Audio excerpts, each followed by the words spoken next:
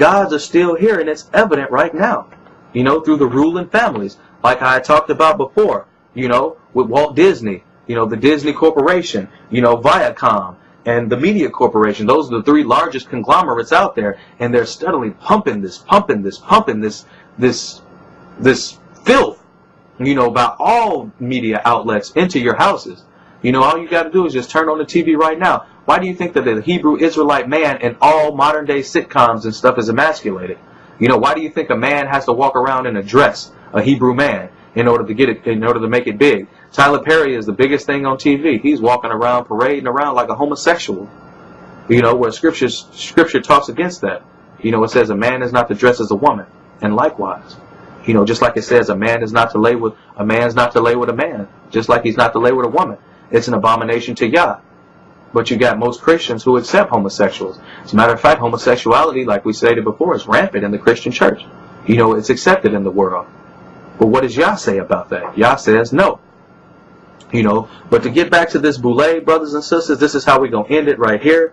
You know, I'm going to tell you, just explain a little bit about the Boule and about these different Greek letter organizations and things like that. And then we're going to cut off. We're going to show you some films, and then that'll be it. But just to give you, again, a rundown about the Boule, you know, they were started back in 1905. They were the first Greek letter organization.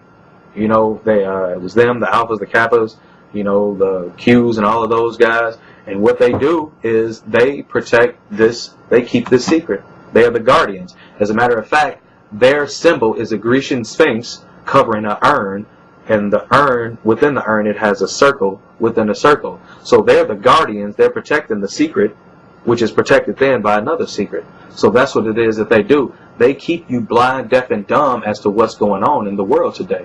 You know, every time you have an uprising, or every time you have, you know, any type of inquisition, or any type of a revolt or anything like that, who do they send in first? They always send in the Negro politicians, you know, the Negro church leaders, i.e. your Jesse Jackson. Yes, he's a Boule. Your Al Sharpton. Yes, that nigga's a Boule too. You know, your Kwame and Mfumes. Oh yes, that nigga's a Boule too. Your Oprah Winfrey's. Oh yes, that voodoo priestess witch.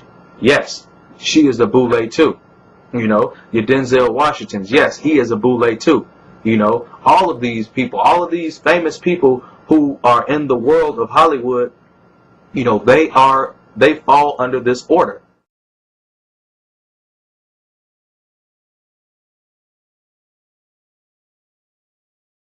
Hey, welcome to Southern California, KPFK, Brother Steve Copley. Hey, good evening, brother. One of our great researchers that have exposed the Boule, a phenomenon that most of us in the movement never knew about until you brought light, took the sheets off of these Negro Klan members and explained to us what the Boule is all about. So what we'd like you to do is tell us the history of the Boule, who the Boule are, their origins, and the relationship to the ruling class. Thank you, brother.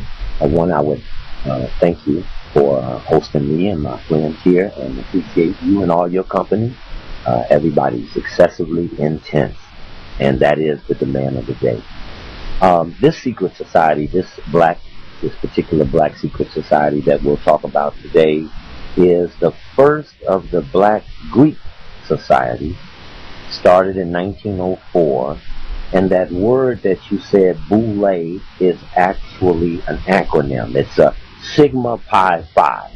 Sigma Pi Phi, 1904 in Philadelphia. And for most of our people, we are not prepped to the responsibility of secret society in the American society. And this founding constitution, this illegal criminal enterprise, was a Masonic affair. And a Masonry is a form of secret society. There are other well-known secret societies like Skull and Bones at Yale, of which this corrupt president and his father were members of. And it is that society that the black society modeled itself after. So when they wrote their first history book, The History of Sigma Pi Phi, by a very noted black author, University President Charles Wesley, who wrote the history book for the Elks, the Prince Hall Masons, National Council of Negro Women, Alpha Phi Alpha, and Sigma Pi Phi. And as a result, in there, in page 28 of this first history book, it noted that it wanted to be like Skull and Bones at Yale. And now comes forth this black one in 1904.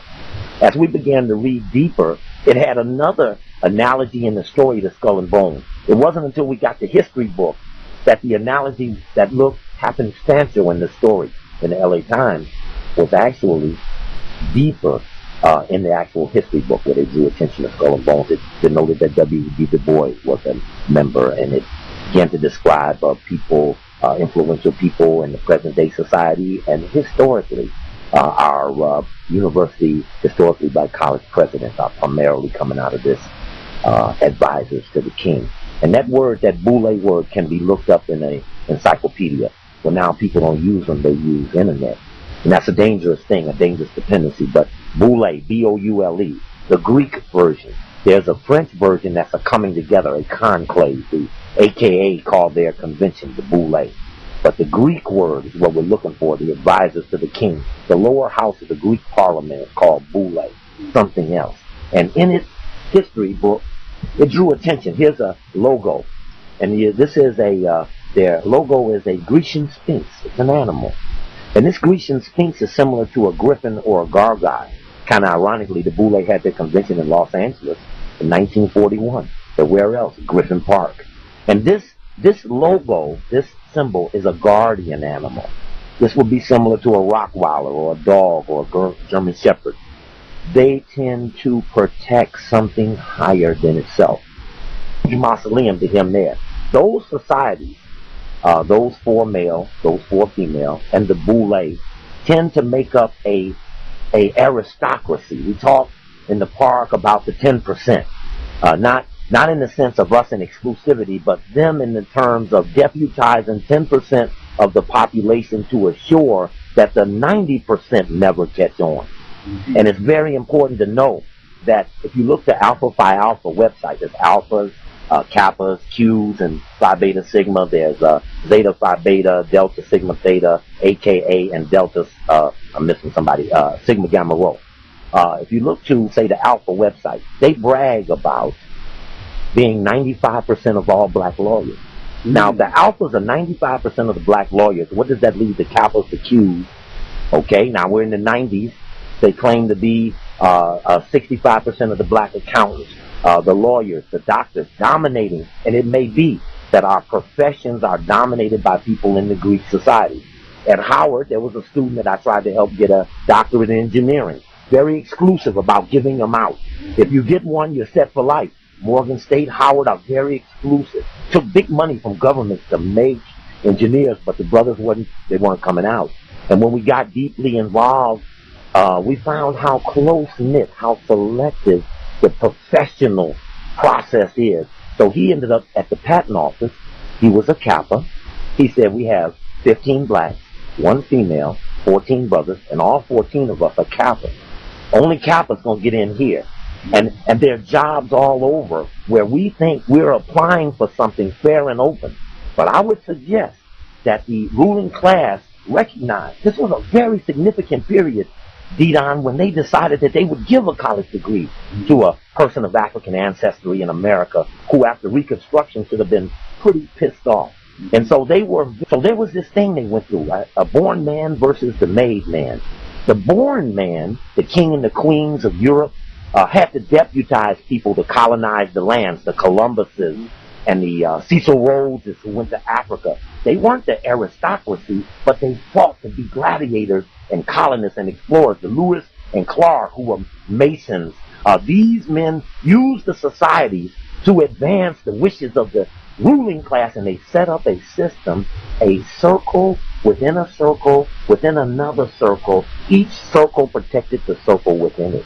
Mm-hmm. So when you look to that Boule logo, you see there's an urn. There's an animal with the wing of the bird, the tail of a lion, and it's got an urn, and it's got its paw over the urn, and it says in the history book number 2 by Hobart Jarrett that in the urn are the names of the people who are chosen to lead the state, which suggests that part of the society function is not to make known who the people of power and authority are. So in essence, what you're saying is that the Boule represents the buffer class, the petit bourgeois, the comprador buffer class that manages African workers, peasants, students, and middle class in many ways, and are paid well for that.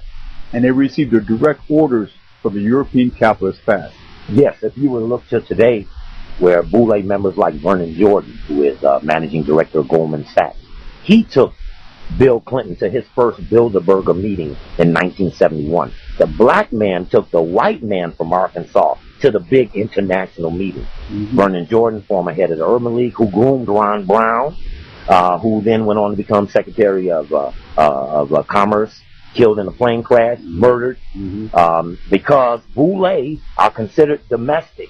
Martin King was Boule. Look at the relationship between Martin and Kwame over going against the war. You don't hear anybody in the African-centered community primarily against the war. They're basically accepting it or looking for what they try to get when whites are passing out things like, you know, a grant here, this or that. They don't appear to be focused on that money that's being wasted, those billions of dollars. You think African Afrocentric community support the war? They are not. No. I'm just saying they are not pushing against the war. Yes. Same way Martin King, when April 4th of '67, 1 year before he was killed to the day, when he came out of Riverside Church with Kwame in a shirt and tie in the front row, waiting to hear, because he called and said, you got to hear this. He comes out against the war. Boule men are told to be domestic, not international. Mickey Leland was Sigma Pi Phi. He tried to stop a starvation going on in Ethiopia, Somalia. His plane crashes into the mountain. Congressman from Texas, he dies. Ron Brown, Martin King, no question, Martin King became international, and that became his biggest sin. He was financed by some of the greatest foundations America ever had to offer. But if they get beyond the defined limit, then there's trouble.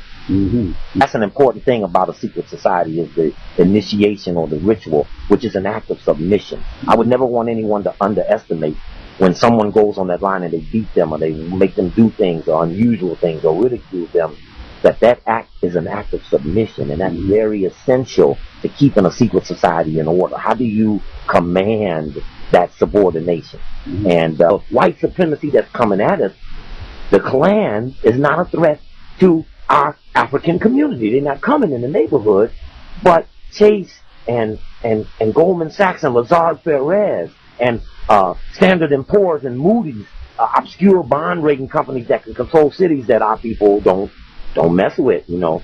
I showed in Chicago and Cincinnati, which had one of the best boycotts of any city. It is. I mean, it was, and it still went on. Just last weekend, they tried to come back with a big festival. Mary J. Blige pulled out, some more people pulled out, kind of made it lose money. And but there in Cincinnati, we targeted 3 people: the Taft family, which runs the state, Skull and Bones. Taft family still today. The governor just left as governor. We targeted Procter & Gamble, and we targeted Carl Linder, who owned Chiquita Bananas. And when we got through harassing Chiquita Bananas, some of our friends at the radio station there had stock, $119 a share. When we finished with him, it went to $5.40 a share, and he sold Chiquita.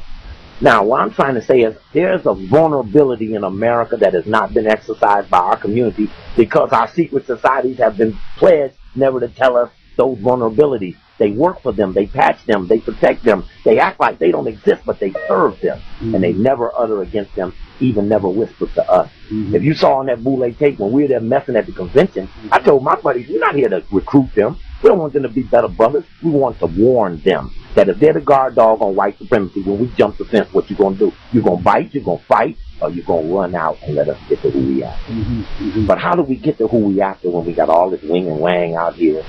All this distraction, all this misfocusing, and then is there complicity in our community? Volume 1, and I'll end with this. This is a woe to the wicked and the rulers.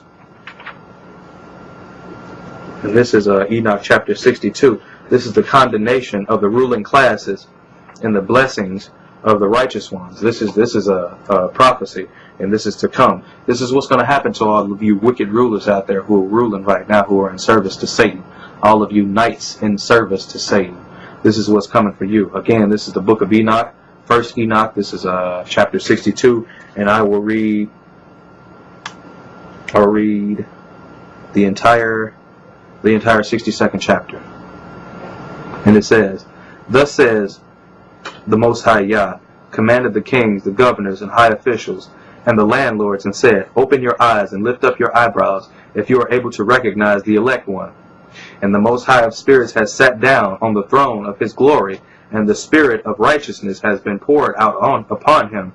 The word of his mouth will do to sinners, and all oppressors shall be eliminated from before his face on the day of judgment. So this is the time to come. This is more than likely this is going to be the second resurrection, because Scripture says that there are going to be two resurrections: the first resurrection and the second resurrection. The first resurrection is where the righteous shall rise, and the second resurrection shall be the resurrection of the wicked when they come into judgment. And that's what this is denoting right here.